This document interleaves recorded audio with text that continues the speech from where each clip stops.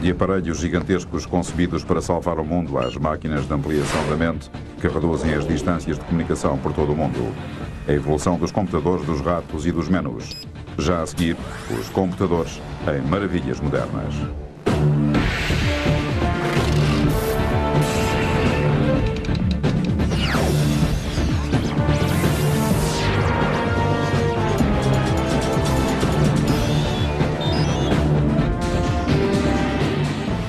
Maravilhas modernas. O computador. Revolucionou o modo como trabalhamos, jogamos, viajamos e comunicamos. Influencia praticamente tudo na nossa vida. Já ajudou a vencer guerras, resolver problemas sem solução aparente e a lançar-nos para o espaço. A era do computador ainda não começou, ainda estamos na idade das trevas desta tecnologia. Durante este século chegaremos a um ponto em que não conseguiremos distinguir a inteligência humana da inteligência da máquina. A maior parte das pessoas sabe o que é um computador pessoal e tem algumas noções acerca do seu funcionamento. Essencialmente, há periféricos de entrada, como o rato ou o teclado, o cérebro do computador, ou o PC, que significa unidade de processamento central, e periféricos de saída, como o monitor ou a impressora. No seu interior, o computador faz magia, processando milhões de pequenos cálculos por segundo. Basicamente, os seus circuitos eletrónicos têm apenas duas opções. Podem ser ligados ou desligados.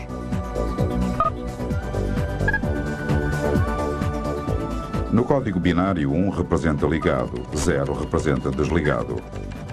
Assim, no código binário, 1 também significa verdadeiro e 0 significa falso.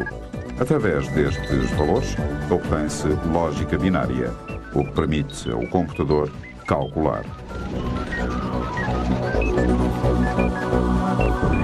O código binário de zeros e uns é a única coisa que o computador conhece e usa-o para fazer cálculos e transformar pessoas normais em autores, animadores e utilizadores da internet. A magia do computador depende da velocidade com que este consegue fazer cálculos.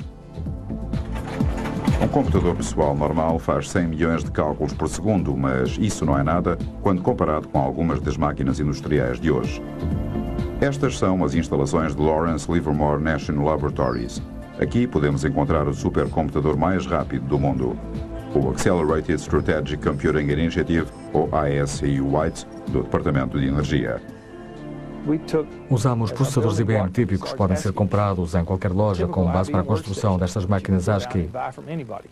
Juntamos 8.000 processadores desses, de modo a construir um computador mais rápido do que outro qualquer existente.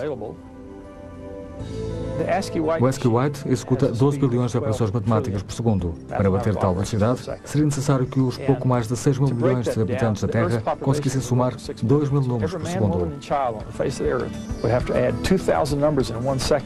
To keep up with that machine.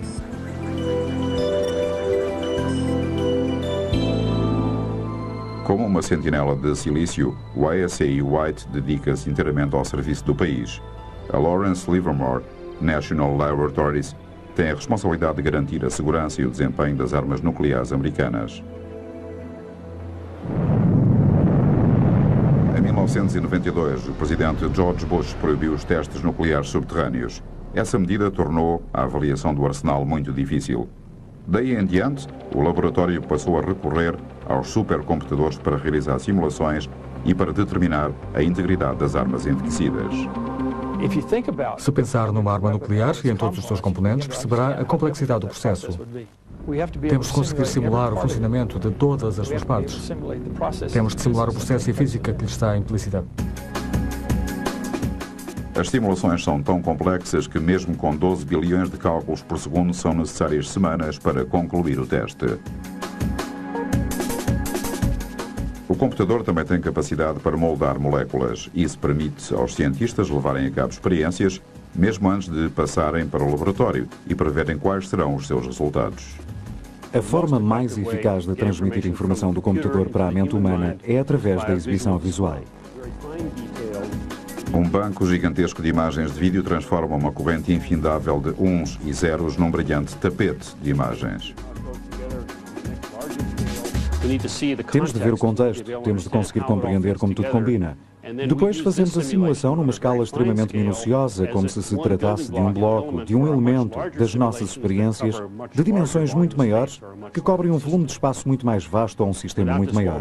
Sem estes ecrãs não poderíamos compreender a simulação. Ironicamente, numa altura em que a tecnologia informática está cada vez menor, os supercomputadores como o White ainda ocupam muito espaço ou requerem uma atenção especial. Bem, agora estamos na sala das instalações elétricas, fica no outro lado da parede da sala de computadores. Um computador deste tamanho precisa de muitos equipamentos de apoio. Este computador consome 1,3 megawatts e é equivalente ao consumo de 1.300 casas. Precisa de condutores de ar e de refrigeradores. 3 refrigeradores de 675 toneladas evitam que o White sobreaqueça, fazendo circular água fria através dos tubos por debaixo do solo. Esta máquina surgiu do esforço conjunto de centenas de mentes brilhantes. Contudo, a base do ICSI White reside num homem. Este não tinha grandes preocupações relacionadas com a segurança nacional, mas tinha um grande interesse por gado. Charles Babbage foi o cientista inglês que inventou o cowcatcher para evitar que os comboios a vapor descarrilassem ao baterem contra bovinos desorientados. Também é considerado por muitos como o pai do computador. Babbage era um cientista extraordinário. Era mesmo excepcional. Estava 100 anos adiantado em relação à sua época. Não são muitas as pessoas sobre as quais se pode dizer isso, mas Babbage é sem dúvida uma delas. No início do século XIX, pensou em criar computadores mecânicos. Ou seja, não queria construir máquinas que se limitassem a fazer cálculos, mas que pudessem também guardar informação e cálculos aos quais pudesse recorrer quando necessitasse. Além disso, queria também poder imprimir esses dados. Sendo cientista, Babbage baseou-se na precisão da matemática, do logaritmo e dos gráficos de gravidade. As pessoas que calculavam estes gráficos eram os chamados computadores. Infelizmente, era frequente estes computadores cometerem erros, o que enfurecia o inventor. Errar é humano, mas para Babbage, o ser humano não era suficientemente bom. Primeiro imaginou um sistema complexo de engrenagens e eixos que faziam cálculos trabalhando em conjunto. Contudo, após 10 anos de trabalho, abandonou o projeto, que estava apenas parcialmente concluído, e criou um aparelho ainda mais sofisticado. Uma máquina que possuía os componentes dos computadores modernos. Ao empurrar cartões, introduzia dados. Um mecanismo chamado cilindro impressor fazia os cálculos e guardava-os, como se tratasse de uma memória. Babbage chamava-lhe motor analítico.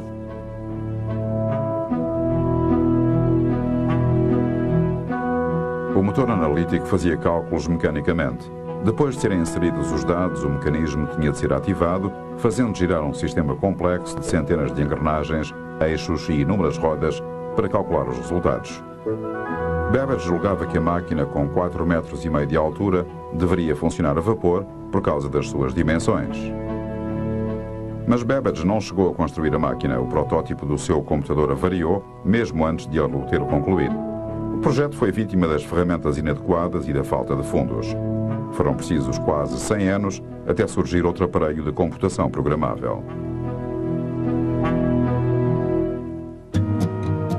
Estimulado pelo repentino aumento demográfico dos Estados Unidos, o passo seguinte para o desenvolvimento do computador surgiu no final do século XIX. Um fluxo infindável de imigrantes ameaçava inundar o recenseamento de 1890 nos Estados Unidos. Em 1887, o Departamento de Recenseamento ainda estava a registar manualmente os resultados do recenseamento de 1880. Desesperado, o Departamento necessitava urgentemente de outro método para registar os resultados. Foi então que o antigo docente do Instituto de Tecnologia de Massachusetts, Carmen Hollerith, apresentou uma série de máquinas que podiam fazer o recenseamento para ser tão simples como contar 1, 2, 3. Cada indivíduo era representado por um cartão de papel. As pessoas picavam o cartão em caixas referentes à sua idade, género, raça e profissão. Depois, os funcionários do Departamento do Recenseamento introduziam os cartões nas máquinas. O registro dos dados era feito através de eletricidade. Através de pinos elétricos, os resultados eram registados em aparelhos em forma de relógio.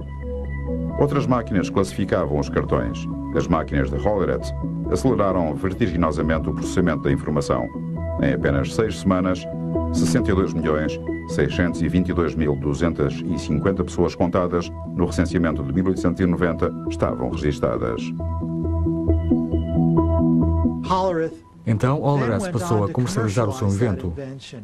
Apercebeu-se de que o departamento de recenseamento era um grande cliente. Contudo, sejamos objetivos, só receberia encomendas uma vez de 10 em 10 anos. Então resolveu divulgar o negócio nas empresas de caminhos de ferro, por exemplo, e formou uma empresa que acabaria por se tornar a base da IBM Corporation. A invenção de Hollerith foi um marco na passagem dos computadores mecânicos para os computadores digitais, mas seriam necessários mais 50 anos e a força destruidora de uma guerra mundial para impulsionar a criação do primeiro verdadeiro computador. Antes dos anos 30 do século XX, os computadores mecânicos eram usados para fazer a contagem de populações, de passageiros dos caminhos de ferro e dos registros de seguros de vida. Contudo, os computadores digitais foram construídos com um objetivo muito mais convincente: ajudar a vencer uma guerra mundial. Uma das primeiras máquinas foi proposta pelos britânicos e tinha por objetivo decifrar o código alemão conhecido por Enigma. Os envolvidos no processo consideravam que vencer a guerra dependia da construção de uma máquina com essa capacidade. Um dos que se empenharam em decifrar o código Enigma foi Alan Turing. O seu trabalho anterior à guerra ajudou a estabelecer uma base teórica para a construção dos computadores nos anos 40. Nas instalações secretas em Bletchley Park, no norte de Londres, os britânicos construíram o Colossus, uma máquina semelhante a um computador concebida para decifrar o código Enigma. O Colossus comparava sequências de letras a uma velocidade de 25.000 caracteres por segundo. Esta máquina só conseguia executar esta função, comparar letras. Não obstante, fazia-o com muita eficácia. As transmissões alemãs que decifrou eram apelidadas de ultra-secretas. Eram o mais bem guardado segredo de guerra. Basicamente, a Colossus executava funções lógicas com as letras do alfabeto. Através de sequências de letras, interceptava mensagens transmitidas via rádio.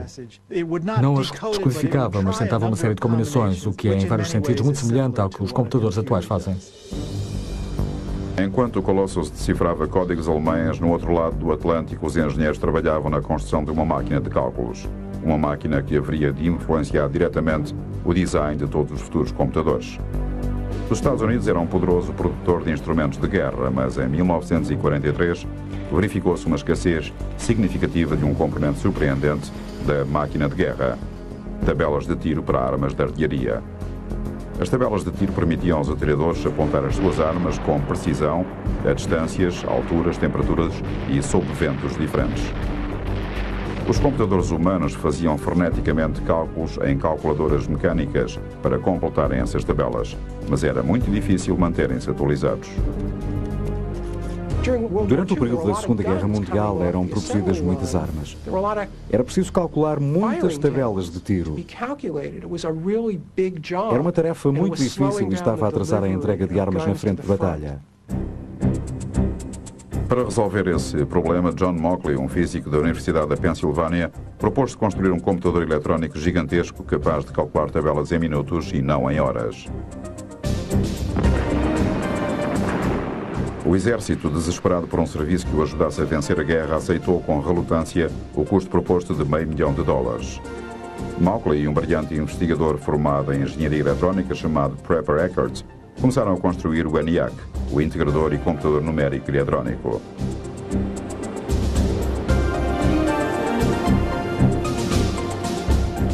De dimensões várias vezes superiores às do Colossus, nunca se tinha feito nada semelhante ao ENIAC. Media quase 30 metros e pesava 30 toneladas. Estava equipado com quase 70.000 resistências, 10.000 condensadores, 6.000 interruptores e 18.000 delicados tubos de vácuo.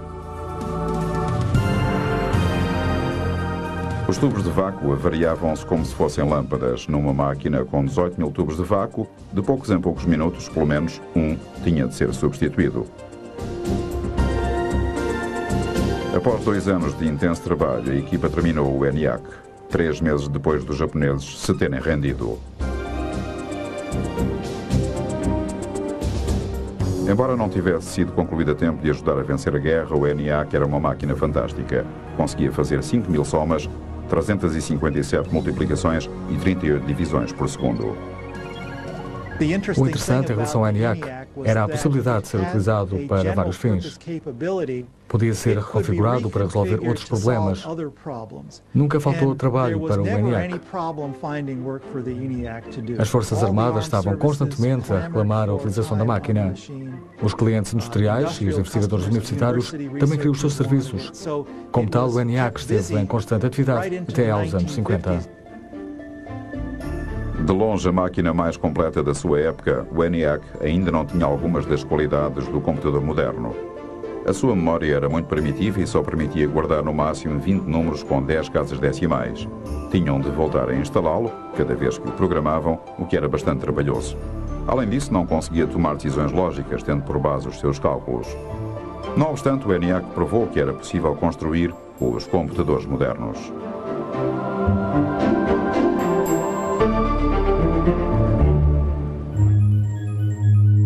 Antes do final da Segunda Guerra Mundial, John von Neumann, consultor do projeto ENIAC de Eckert e Mauchly, escreveu um artigo que haveria de ter uma grande influência na fase seguinte da construção de computadores.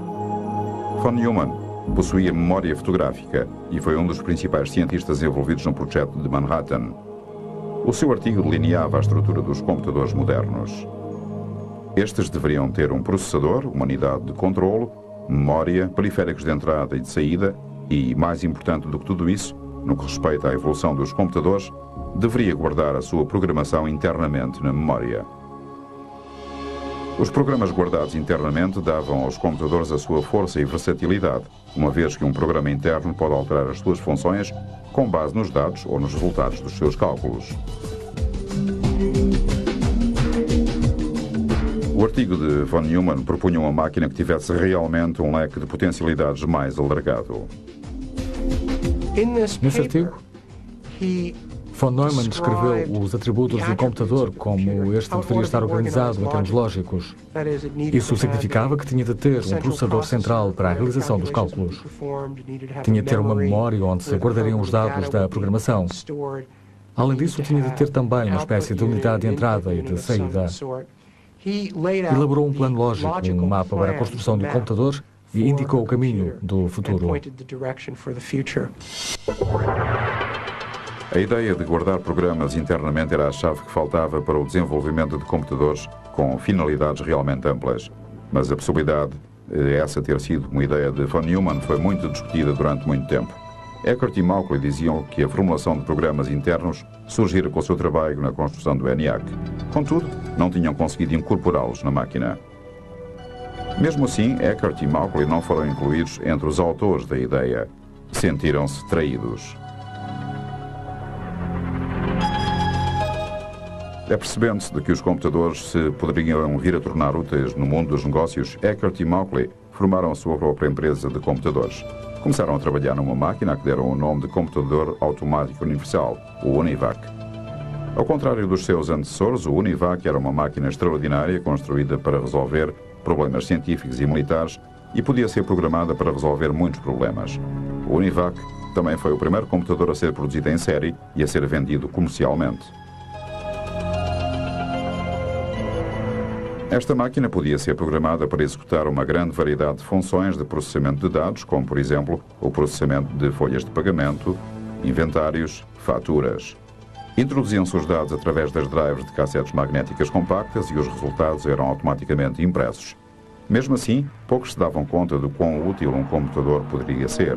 Esta percepção alterou-se radicalmente na noite das eleições de 1952, quando a CBS usou o UNIVAC para fazer a previsão dos resultados da corrida à presidência entre Dwight Eisenhower e Adlai Stevenson.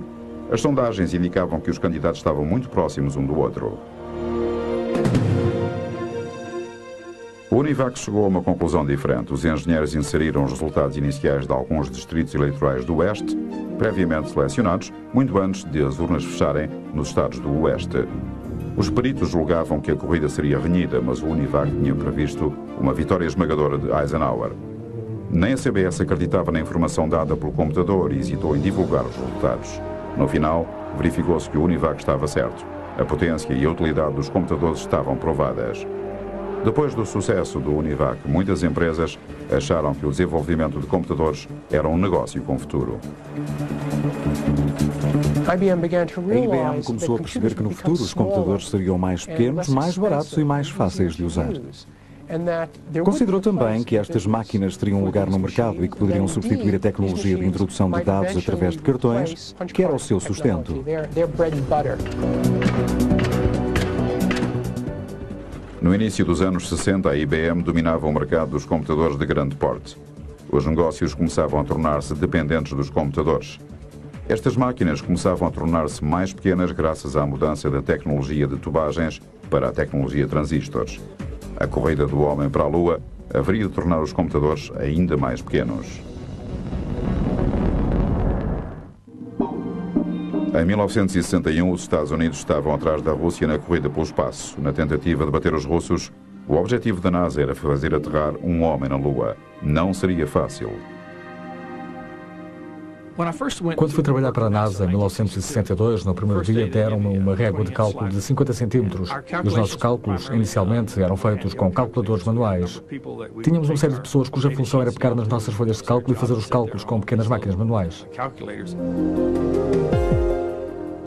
Mas no espaço, os astronautas não se podiam fiar nas regras de cálculo ou nas máquinas calculadoras manuais. Esta missão requeria um sofisticado computador de orientação. Contudo, no início dos anos 60, uma máquina com a potência de que precisavam ocupava uma sala inteira. A NASA tentou diminuir as dimensões desse problema. Felizmente, o primeiro progresso no sentido de diminuir os computadores já tinha ocorrido. Em 1947, 3 cientistas da Bell Labs inventaram o transistor. Este aparelho executava as mesmas funções de ligar e desligar que o tubo de vácuo, sendo, no entanto, muito mais pequeno e fiável. Os transistores eram feitos de silício e de fios muito pequenos. O silício era um semicondutor. Se recebesse uma corrente de baixa voltagem, funcionaria como um condutor, permitindo que a corrente passasse entre os fios. Se não recebesse qualquer voltagem, funcionaria mais como um isolador, bloqueando a corrente. Foi esta característica que permitiu ao transistor interpretar a linguagem binária dos computadores e fez do silício a base da indústria informática.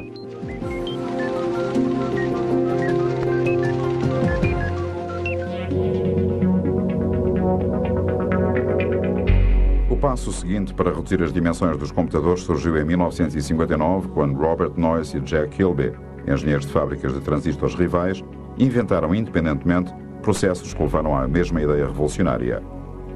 Uma rede de componentes elétricos, transistores inclusive, incorporados num único chip de silício. A esta grande inovação eletrónica deram o nome de circuito integrado.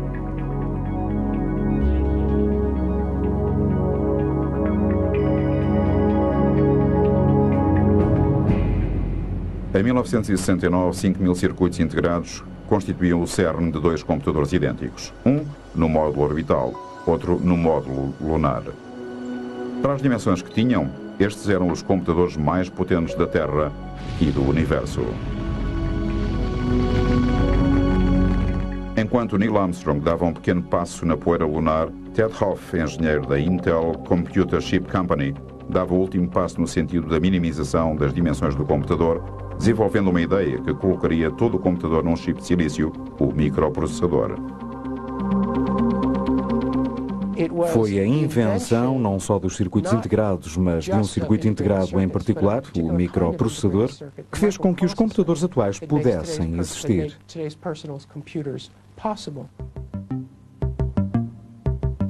Hoff tinha sido incumbido da tarefa de criar 12 circuitos integrados separadamente para fazer calculadoras de bolso japonesas. Ele sugeriu que se colocasse toda a unidade de processamento num chip e que se programasse esse mesmo chip como se fosse um computador. A Intel desenvolveu a ideia e em 1970 tinha um modelo de microprocessador operacional. Os computadores estavam prestes a tornar-se mais pequenos. Contudo, estavam longe de serem fáceis de operar. Uma das primeiras tentativas para simplificar o funcionamento do computador foi encabeçada por Doug Engelbart. O cientista informático inventou um computador de fácil utilização. Chegou mesmo a demonstrá-lo em 1968, na Fall Joint Computer Conference, em São Francisco. It'll offer you a character. If I hit W, it'll say delete word. The arrow moves back and forth to give me feedback. My tracking spot changes. That gives me feedback. Manejando um teclado e um dispositivo apontador a que deu o nome de rato, Engelbart trabalhou com um computador a 50 km de distância ligado por micro-ondas e fez uma demonstração de processamento de texto em hipertexto. Muitas das pessoas que assistiram foram para casa inspiradas, mas um grupo propôs-se realizar o que Engelbart imaginara. Este grupo vinha de São Francisco, da Xerox PARC. A Xerox acreditava que o futuro podia passar pelos computadores e preparavam-se para construir uma máquina de fácil utilização. Em 1973, a Xerox apresentou o Alto, que incorporava muitas das inovações que vemos como dados adquiridos nos atuais computadores pessoais. O Alto tinha um rato, uma placa gráfica que operava em rede e imprimia através de uma impressora a laser. Deveria ter revolucionado a indústria, mas a $18 mil cada máquina, o Alto não estava ao alcance de particulares. Os computadores ainda eram equipamentos de elite, só o governo, as grandes empresas e as universidades os possuíam. No passado, os computadores gigantescos processavam folhas de pagamento, guardavam registros e faziam cálculos científicos. Se uma universidade tivesse a sorte de ter acesso a um computador, os alunos e os professores partilhavam-no. No entanto, o mercado dos chips estava a crescer. As velocidades de processamento estavam a aumentar e os preços a diminuir. A revolução estava perto. Não haveria de ser uma grande empresa a levá-la a cabo, mas sim um grupo de pessoas que viam a informática como um passatempo de curiosos e de engenheiros criativos.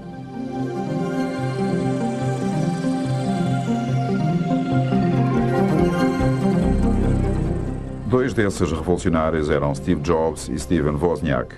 A meados dos anos 70, começaram a construir um pequeno computador numa garagem em Palo Alto. Deram-lhe o nome de Apple I.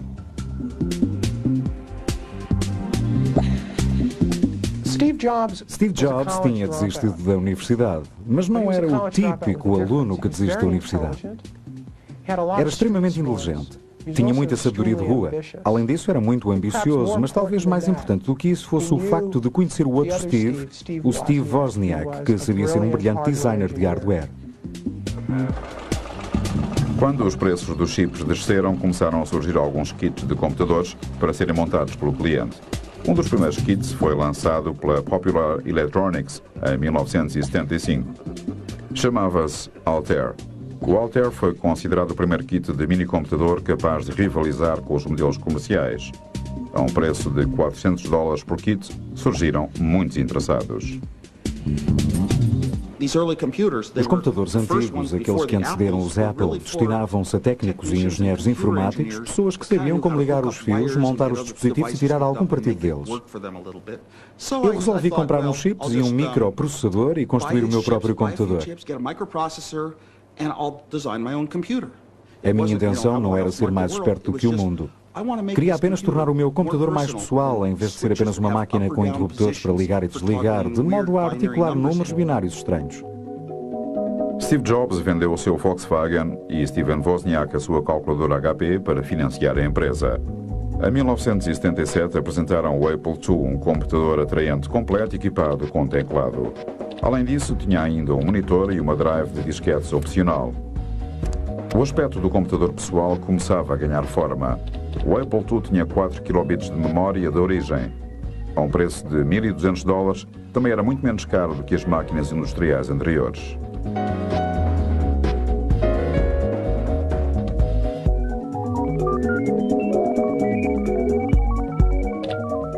O Apple II ajudou a tornar os PCs mais pessoais ao torná-los aparelhos plug and play. O cliente não tinha de perder tempo a soldar peças meticulosamente. Podiam começar a programar o computador imediatamente ou comprar software às crescentes empresas de desenvolvimento de programas informáticos.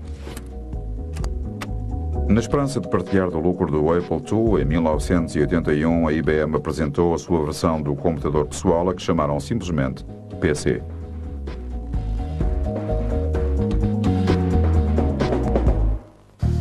A venda de computadores continuou a aumentar no início dos anos 80. Mas antes de poder dominar o mundo, o computador ainda tinha de ser mais fácil de utilizar. Tinha de ser algo passível de ser utilizado. Os computadores Apple antigos, tal como os primeiros PC, não tinham placa gráfica nem rato.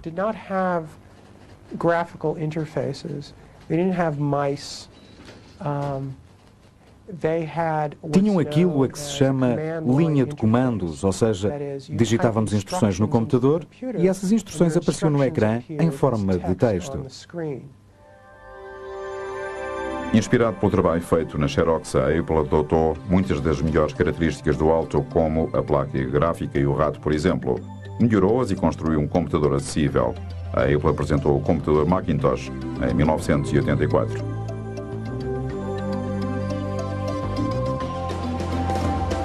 O que tornava o Macintosh um computador de fácil utilização era o seu sistema operativo e as suas aplicações, também conhecidas como software. O software é uma lista de instruções que dizem ao computador o que fazer.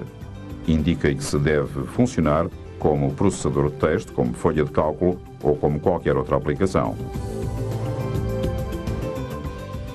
O software dominava cada vez mais os progressos ao nível dos computadores. Bill Gates, o jovem presidente de uma empresa de software chamada Microsoft, não queria desperdiçar a oportunidade de lucrar com este mercado crescente. Acabaria por se tornar alguém muito conhecido, usando a sua perspicácia para criar um império de software, o que tornou o homem mais rico do mundo. Em 1981, a IBM decidiu usar o sistema operativo da Microsoft, conhecida como PC-DOS. À medida que iam aparecendo clones de computadores IBM, a Microsoft também podia vender o sistema MS-DOS a empresas de computadores rivais. A IBM não tentou dominar o hardware e o software. Assim, o facto destes dois componentes pertencerem a duas empresas diferentes foi ótimo para a Microsoft. Qualquer pessoa podia construir um computador Intel e a Microsoft fornecia o sistema operativo. Na altura, se fosse uma loja, havia uma imensidão de computadores compatíveis e um Macintosh. A imitação é a forma mais sincera de elogio, mas a Apple não sentiu nada lisonjeada quando a Microsoft apresentou o seu sistema operativo Windows para PC. O Windows copiou, alguns dizem mesmo que roubou, as apresentações gráficas, os menus e tudo o que a Apple tinha popularizado. Há quem diga que o Bill Gates foi à Apple e copiou o aspecto gráfico e os menus de utilização para aplicar no Windows. Não é preciso ver estas características durante muito tempo para perceber que o futuro passa por elas. Depois de atravessarmos essa porta, não há retorno. A verdade é que precisávamos de um software. O Bill Gates tinha uma empresa que fazia software, a Microsoft. Tínhamos de ir mostrar um computador e dar-lhe cópias do nosso programa para que ele pudesse fazer o software. Não havia outra forma. Não sei se o podemos considerar um roubo. É mais correto dizermos que ele foi perspicaz, viu uma boa oportunidade e soube negociar as coisas à sua maneira, de modo a conseguir fazer algo de que tinha em mãos, mesmo que tenha sido outra pessoa a inventar o sistema. Não podemos considerar isso um roubo. As vendas de computadores dispararam nos anos 80, passando de 500 mil máquinas vendidas em 1981 para 7 milhões no final da década. As máquinas de fácil utilização e os softwares cada vez mais sofisticados estimulavam a imaginação, mas a revolução estava longe do fim. A rede de comunicação mundial estava destinada a alterar radicalmente as vidas das pessoas. Em breve, o mundo inteiro seria apanhado numa rede de onde não poderia escapar. A seguir, veja como a sua casa está a ficar ligada à rede, interligando a sua televisão, a sua torradeira, a sua máquina de café e o seu micro-ondas.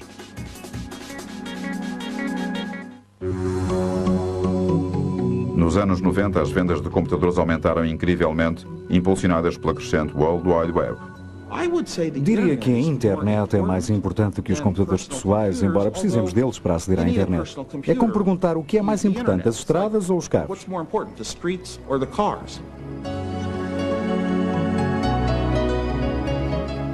A internet liga-nos, mas não é tão restritiva como era. A tecnologia sem fios dá-nos mobilidade.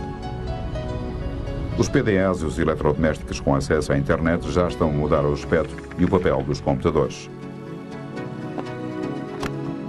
Os microprocessadores estão em todo lado. A fronteira entre computadores, telemóveis, eletrodomésticos e outros aparelhos é cada vez mais ténue.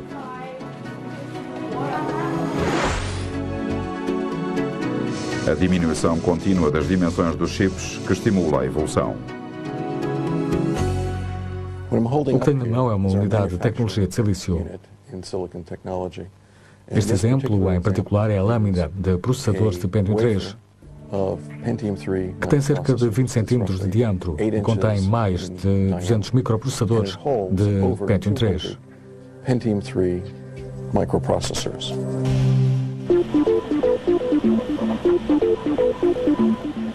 Cada microprocessador pode suportar 100 milhões de pequenos transistores. Os chips são feitos por um processo chamado fotolitografia.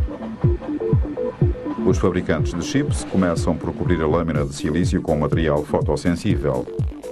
Depois, os cientistas fazem uma chapa com o design que pretendem, gravando uma fina membrana metálica com um raio eletrónico.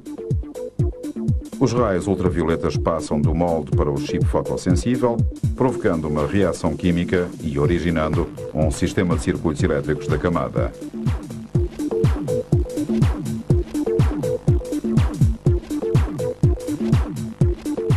O chip é feito camada a camada. Esses chips são basicamente mini-computadores, têm vindo a ser aplicados em eletrodomésticos inteligentes. Computadores discretos, escondidos em aparelhos de uso diário, comunicam entre si através da internet e de outras tecnologias sem fios. Todos estes aparelhos que as pessoas têm em casa levam a que tenhamos 100 microprocessadores diferentes em casa. Esses microprocessadores ligam-se à internet, ficando todos ligados a uma rede em casa. E isso permite às pessoas e aos objetos tirarem o máximo partido dos recursos que a internet fornece. Mas comunicar com os eletrodomésticos através do telefone não é nada de novo. And this lady, she's calling her oven. Sound funny? Actually, it's something that could happen in the future, thanks to a Westinghouse idea still in development that makes it possible to operate your appliances by telephone. Provavelmente liga-me ou envia-me uma mensagem. Atualmente podemos não achar necessário telefonar para os nossos fóruns, mas não seria bom se o frigorífico encomendasse as suas próprias mercearias? Por que não vamos ver o que podemos jantar hoje? Escolha a opção lista de compras. Estes são artigos que já sei que preciso, que acabaram durante a semana. Vejamos o que também poderíamos eventualmente precisar.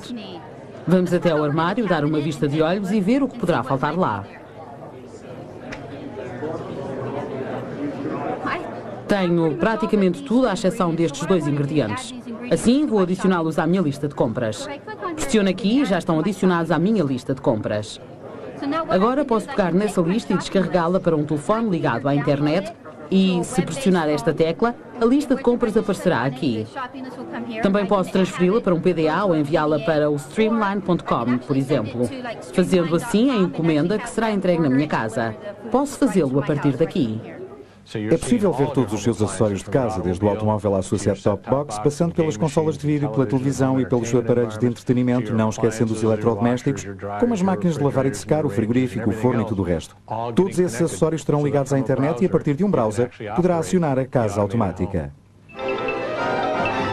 Tomorrow, the Westinghouse telephone control may allow you to feed your pets, open or close your windows, operate any of the appliances in your home, even if you're miles and miles and miles away. Se não estiver em casa e alguém tocar a campainha quando esta está ligada, recebo uma indicação no telemóvel. Assim, mesmo estando longe, poderei fazer diversas coisas a partir do meu telemóvel. Posso ligar para casa e falar com a pessoa que está à porta, posso fazer download da fotografia da pessoa. Posso ver a pessoa em causa e, se for um dos meus filhos, que se tenha esquecido a chave, posso controlar a porta através do telemóvel e deixá-lo entrar. Já a seguir, espantosos computadores do futuro. Dentro de 10 anos, os computadores transformar-se-ão em objetos discretos que transportamos no dia-a-dia. Estarão incluídos nos óculos que enviarão imagens diretamente para a nossa retina. Seguindo uma tendência antiga do mundo dos computadores, os aparelhos estão a ficar cada vez mais pequenos, muito mais pequenos. A Hewlett-Packard está a trabalhar na produção de um computador molecular. O Dr. Stan Williams planeia usar moléculas em vez de uns e zeros elétricos para fazer o computador funcionar. Bem, como é evidente, um interruptor é algo que podemos ligar e desligar. Se pensarmos num interruptor de parede, a imagem que nos ocorre é a de um dispositivo que ativa e desativa o interruptor. As moléculas ativam-se e desativam-se mudando de forma. Com uma determinada forma estão ligadas, com outra forma estão desligadas.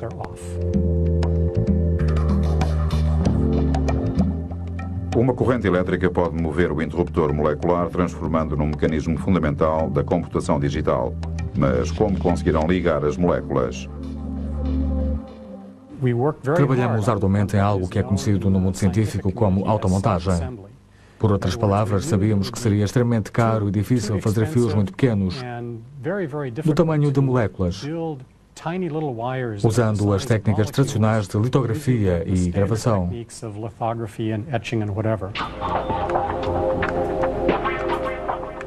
Dr. Williams e os seus associados criaram fios moleculares paralelos, cada um com apenas 2 átomos de altura e 8 átomos de largura.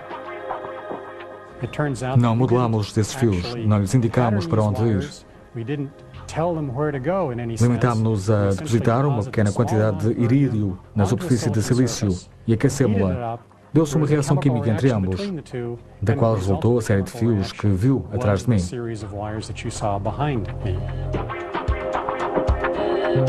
O Dr. Williams pretende construir computadores moleculares prendendo moléculas individuais entre 2 séries de fios.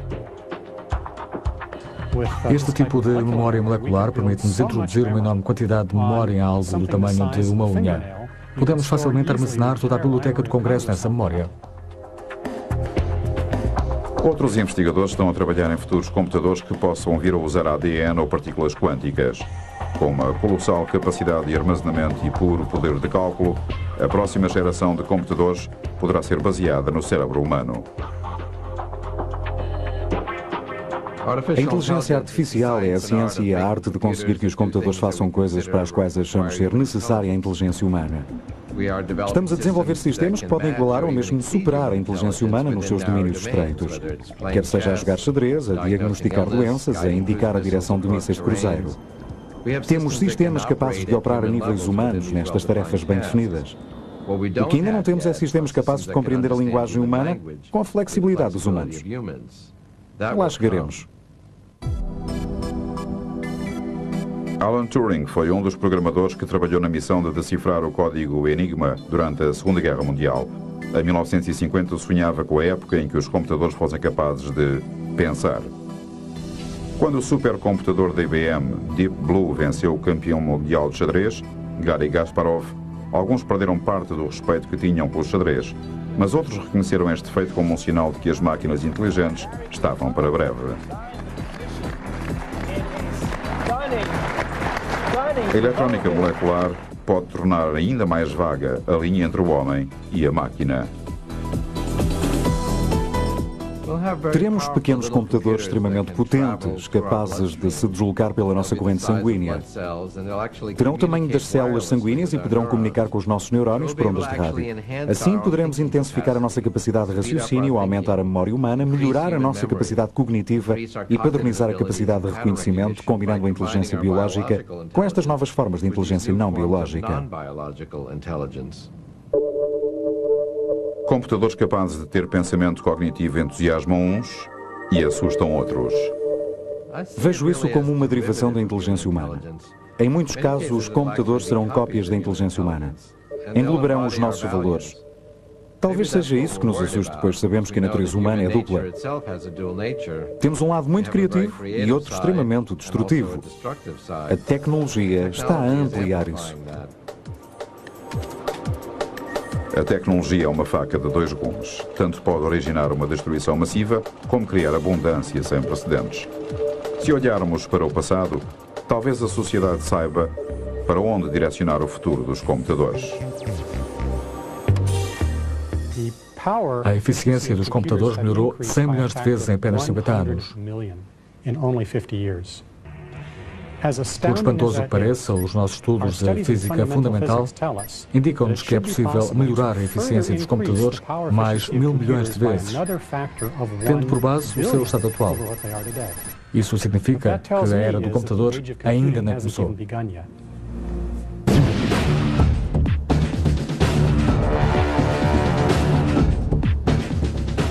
Tradução e locução. Ideias e letras.